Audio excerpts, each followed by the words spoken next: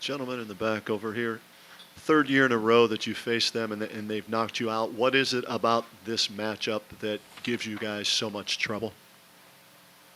Hard to say one thing. Like I said, like you said, last 3 years been rough for us. Competing against this team. Maybe they just got our number.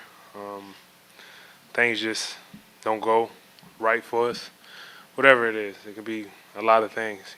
All I know is, last 3 years they have been a reason why we haven't advanced. So, whatever that is, I couldn't sit up here and tell you one specific thing. Might it be just that, LeBron's had different teammates over the last 3 years, but he's the one common denominator. Is it as simple as it's running into LeBron?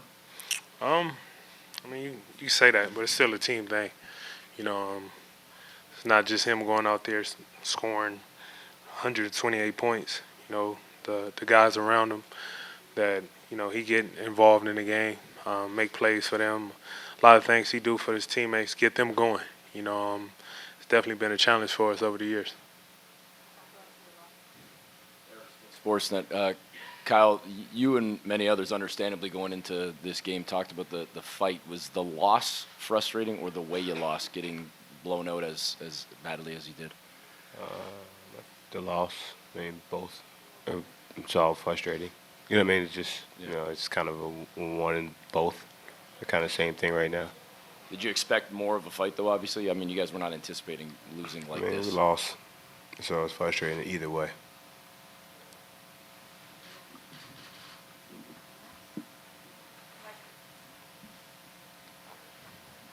How do you guys evaluate having to go up against LeBron for 3 straight years? How do you guys kind of put that in context? The guy's going to go down on the best 1 or 2 players, 3 players of all time. And, he certainly showed it in this series. So do you are you hard on yourselves because you couldn't get it done? Or do you kind of almost feel like it's your bad luck that you keep running into him? Definitely hard on ourselves. We couldn't get it done. We had opportunities after opportunities after opportunity. And, we couldn't pull off, that big challenge you want to face up against, going against a guy like that. All you can ask for at the end of the day is, have the opportunity to face him, to try to, make up for the previous time, and, we just couldn't get it done this time around.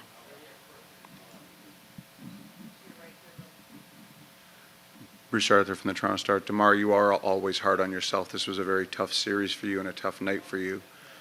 What happened in this series in terms of how they affected you and maybe how you feel about how you played? I always take accountability on my end, how I play individually as a leader, every step of the way. With me understanding that they was going to try to take me out the game, try to beat them with the pass, just try to make the right plays to try to get us going, get a rhythm going, not just for myself, for my teammates as well. And, for myself, couldn't find a rhythm and, we couldn't get it clicking like we normally did during the regular season. You try to improve yourself every year. Is there anything in this series that you look at and say, that's what I need to get better at? For sure. At some point, I'm going to sit down, reevaluate myself from top to bottom and, figure out, understand, study, and come back a lot better. Tom Reed from The Athletic. This is for either guy. You saw what the Cavs kind of went through the course of the season at point guard. What did the addition of George Hill at the end of the season and through the playoffs, what have you seen as far as his ability to maybe stabilize that position a little bit for them? He's an experienced point guard, He was brought here to handle the ball, do his job, and that's what he did, fulfill that one spot.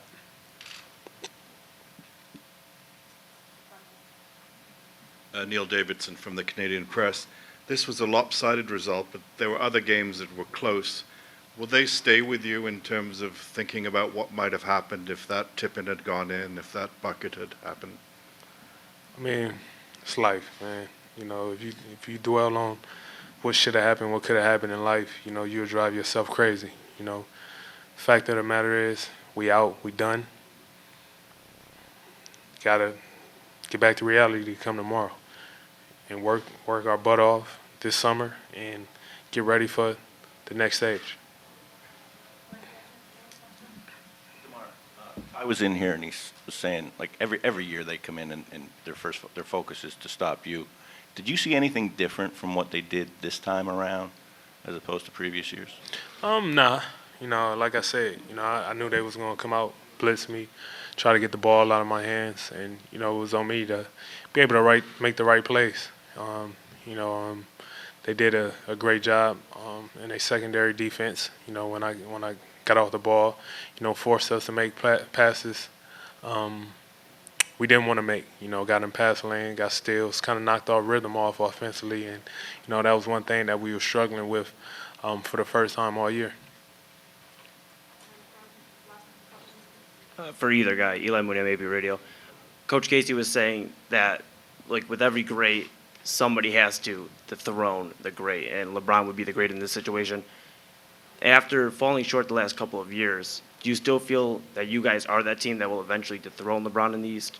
Yeah, I mean, we had 3 opportunities. You know, nothing's never promised. We're not sure if we'll get this opportunity again, so it sucks to dwell and sit here and have to go into the summer not knowing if the opportunity presents itself again. And you know, you don't want to look at 3 opportunities as a dud. And you know, like I said, it's something we gotta, you know, understand that if it don't kill you, it make you stronger. You know, we gotta carry that over team wise, individual wise, and you know, like I said, get ready for the next go round.